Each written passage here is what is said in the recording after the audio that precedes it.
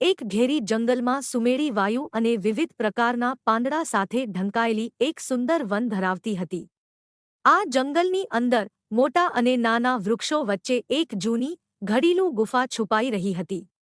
આ ગુફાની વાર્તા પેઢીથી પેઢી ચાલતી આવી હતી, પરંતુ કોઈને જાણ નહોતી કે તેમાં શું છુપાયું છે. એક દિવસ ગામનો એક નમ્ર અને શાંત છોકરો, રવિ, જંગલમાં શોધખોળ કરવા ગયો. તે પંખીઓના ગાવા અને ફૂલોના રંગોને જોઈને ખુશ થઈ રહ્યો હતો.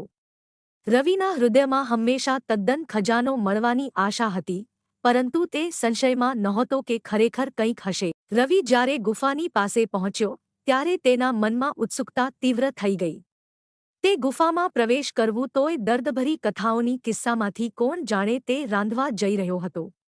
ગુફાના અંદર તે એને સોનેરી પાત્રો અને અસાધારણ હીરાઓ સાથે ભરેલો એક કોટલ મળી. આ ખજાનો સીમિત નહોતી, તે તેવા વસ્તુઓથી ભરેલો હતો જે જીવનને બદલી શકે. રવિએ ખજાનોની મૂલ્યવાન સામગ્રીને જોઈને થોડી ચિંતા થવામાં આવી. પરંતુ તે જાણી ગયો કે આ ખજાનોને પોતાની સુખ માટે નહીં, પરંતુ પોતાના ગામના લોકો માટે ઉપયોગ